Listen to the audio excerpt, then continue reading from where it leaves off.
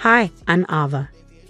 I want to tell you about my tricky relationship with my mother-in-law, Sophia. She always seemed to make things hard for me. Sophia had old-fashioned ideas and never really liked me. For a while, my husband William and I lived far from them, so Sophia couldn't bother us much. But when William got a job close to them, we had to deal with her more. I could handle Sophia's behavior because I grew up dealing with difficult people, like my own parents. Luckily, William's dad, Benjamin, was always nice to me. But the tough part was that Sophia spent time with my daughter, Luna, who was 9 at the time. Luna loved her grandparents, and they were the only ones she knew well. Since I didn't have contact with my own parents, even though Sophia and I had our issues, I put them aside for Luna's sake. I wanted Luna to have a good relationship with her grandparents. William also cared about family a lot, so I couldn't just cut Sophia out of our lives. Luna enjoyed spending time with her grandparents, but Sophia still caused problems sometimes. Sophia kept criticizing Luna's diet, saying I wasn't feeding her right. She thought Luna needed more nuts for protein, but Luna was allergic to nuts, and even their smell made her sick. I told Sophia this many times, but she wouldn't listen. She said Luna needed to eat nuts to get over her allergy and called me a bad mom. I knew you'd say this, Sophia. We talked to the doctor, and Luna's meals are balanced. Skipping nuts won't hurt anyone, but it could make Luna really sick, I told her. Even after explaining and listening to the doctor, Sophia didn't change her mind. She thought exposing Luna to nuts would help her allergies. I was tired of arguing with her and tired of being called a bad mom. Sophia even tried to get Luna to eat nuts, but Luna knew better and always said no. Feeling more and more worried about what Sophia might do, I decided to talk to William about it. I'm really concerned about leaving Luna alone with Sophia. I'm afraid she might give Luna foods she's allergic to, thinking it will help her allergies, I told him. Don't worry so much, Ava. My mom might have old-fashioned ideas, but she knows her boundaries. And Dad is always there to step in if things get out of hand. Luna loves being with her grandparents, and we can't just stop her from seeing them, William said, trying to reassure me. But Sophia keeps ignoring Luna's allergies. I'm genuinely scared for Luna's safety whenever she's with them without me. We need to talk about this. I can't keep worrying like this, I insisted. Relax, Ava. There's no need to stop Luna from seeing my parents just because of this small issue. Luna loves being with them, you know? And if you're worried about Mom, I'll talk to her. She'll listen to me, William assured me. His words made sense. Luna really enjoyed being with her grandparents, so I couldn't bring myself to stop her. If Luna had ever said she didn't want to see them, I would have respected her decision. But I didn't realize that even William couldn't change Sophia's behavior. Things came to a head at Luna's 11th birthday party. Benjamin and Sophia were invited, and they said they'd come. Sophia seemed really excited, which made me uneasy, though I didn't know why. When they arrived early, it surprised me because Sophia usually avoided being around me. She gave Luna a big present wrapped in birthday paper and said, "Happy birthday, Luna. Here's your gift. Grandma got you something really special." Luna thanked Sophia, and then Sophia said, "Wow, that's a big gift. What's inside, Grandpa?" "I have no idea, Luna. Grandma chose it, and she won't even tell me what's in there. We'll both find out when you open it," Benjamin said. "Come on, open Grandma's gift and see what she got you. I bet you'll love it, sweetie. I'll be your favorite grandma ever," Sophia said excitedly.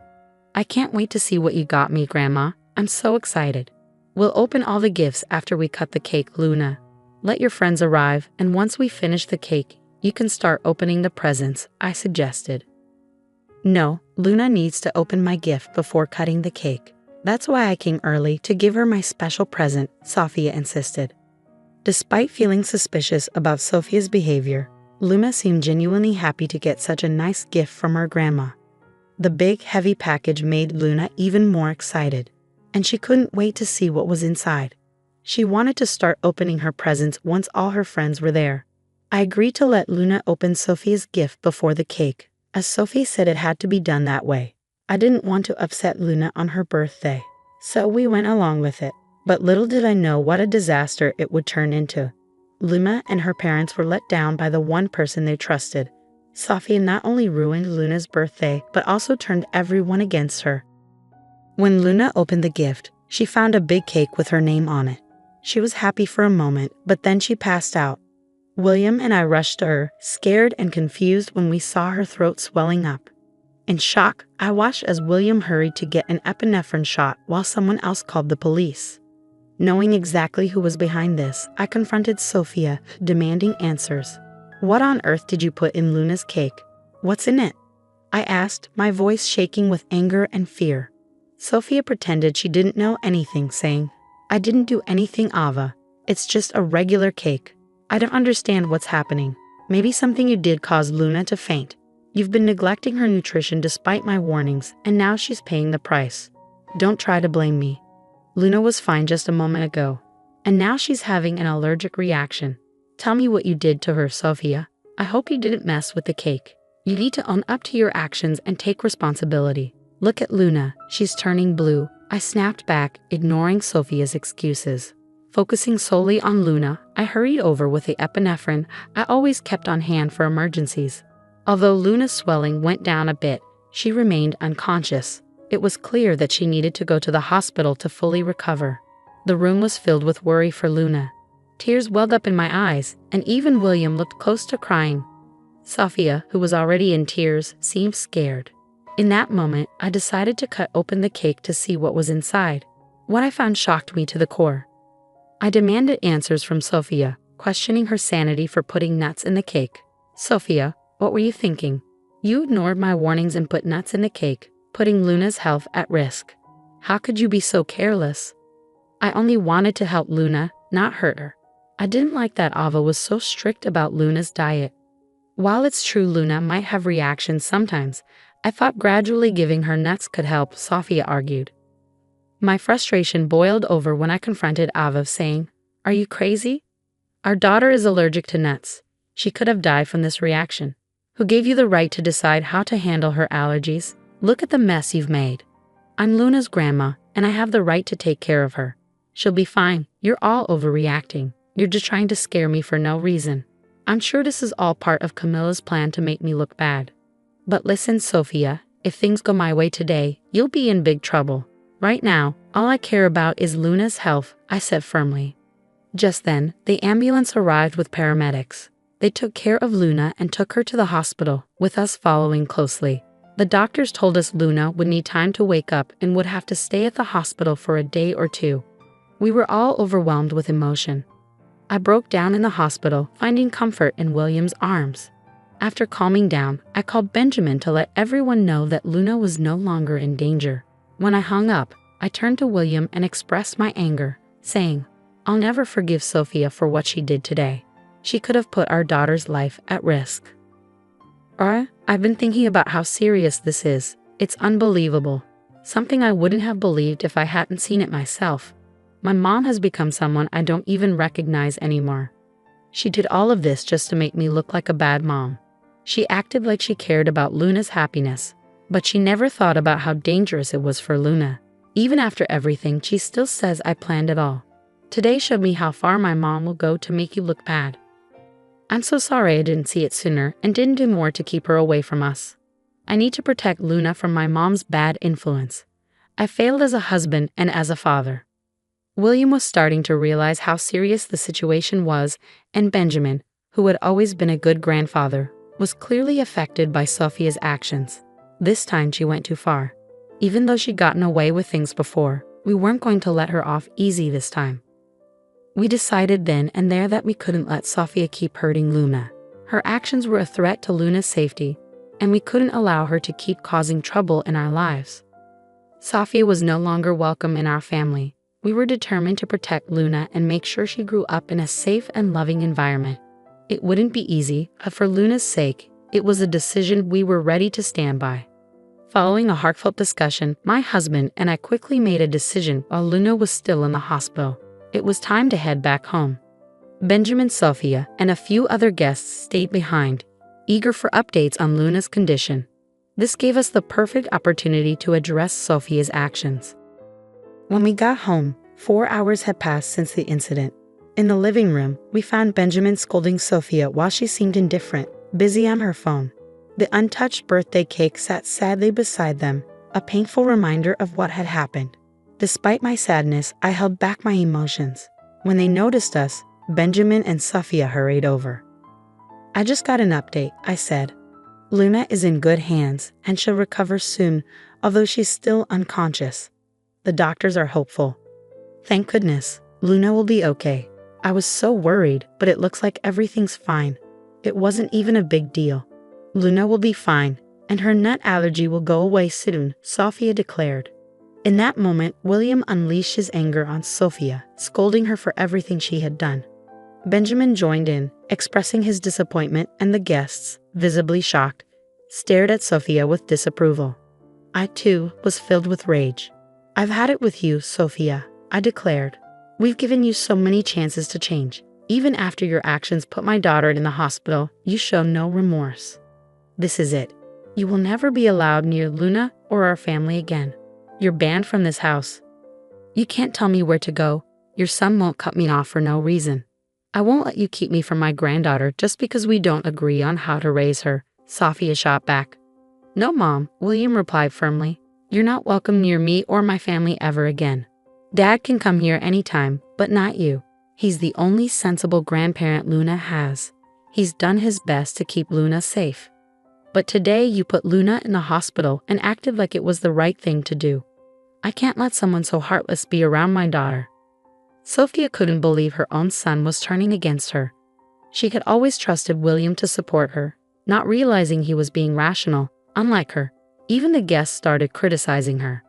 Sophia felt trapped, with no one on her side, not even Benjamin. In desperation, she screamed at us, blaming me for setting her up. This is all your fault, Ava. You turned everyone against me. I'll never forgive you for this. You should be begging for our forgiveness. Your actions have ruined your reputation and kept you from Luna. I'll sue you for grandparents' rights. I'll take you to court, and the judge will let me see Luna. Just wait and see. I don't need anyone to support me. I responded firmly, you're not going to have much luck getting grandparents' rights from jail. I'm sure the judge would find it pretty funny to have a criminal asking for visitation after putting her own granddaughter in danger. Sophia protested. What are you talking about, Ava? Why would I go to jail? I didn't do anything wrong. Didn't do anything? I shot back. What you did is a crime, Sophia. You can be arrested for knowingly exposing a child to allergens. It's considered a form of poisoning. Maybe you didn't realize it, but William and I did. We've already called the police on you. And look, here they come now to arrest you. Sophia, in denial, insisted, no, you're lying. This can't be happening. You can't arrest me for this. Sophia's panicked expression showed her desperation as she begged us to drop the charges.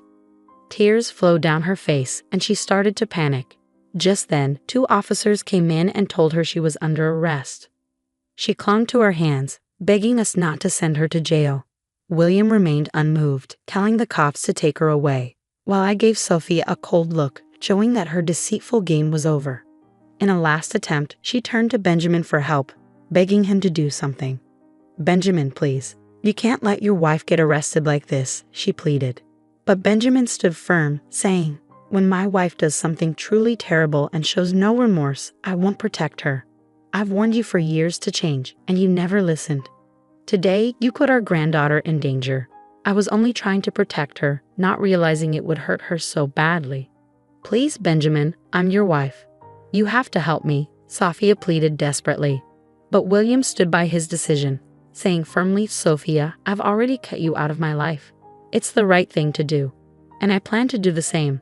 Tomorrow, I'll talk to a divorce lawyer. I want to end this as soon as possible. I won't stay with someone like you. I'll protect my granddaughter and my kids from you. Sophia was shocked and pleaded desperately, no, Benjamin. You can't do this to me. I'm your wife. Ignoring her, Benjamin told the cops to take her away. Sophia continued crying and begging for help, bringing a tumultuous end to an event that had long concluded. A sense of peace washed over me as William, Benjamin, and I went back to the hospital. After the other guests left, clearly upset by Sophia's actions, they promised to tell everyone what she had done. The next day, Luna woke up feeling much better, but she was terrified of Sophia. Luna cried and begged us to keep her away from her grandmother, saying how Sophia had tried to make her eat things she was allergic to. To help Luna deal with her feelings, we got her a therapist. At the same time, William and I started going to therapy together to work on our communication as a family. Having Benjamin's support was really important for all of us. With his help, we started to heal and grow stronger as a family. Sophia's life took a sharp turn for the worse after the incident. Her actions caught up with her, and she faced serious consequences. Once her own family found out what she had done, they scolded her and cut ties with her. Even her friends were disgusted by her behavior and stopped talking to her. With no one to turn to, Sophia found herself in a desperate situation, begging everyone for bail money. But she didn't get any help, and Benjamin filed for divorce the next day. Sophia was served with divorce papers while still in jail. Receiving the divorce papers in her cell sent Sophia into a fit of rage. In the following months, Benjamin was able to get a quick divorce, taking advantage of state laws. With the police report as evidence, our legal case against Sophia moved forward. Despite the expectation for Sophia to cover Luna's medical expenses, her financial struggles resulted in a lengthy prison sentence as the judge ruled against her. Moreover, we obtained restraining orders to ensure she stays away from our family. With confidence that Sophia won't have the chance to approach us again, we remain watchful.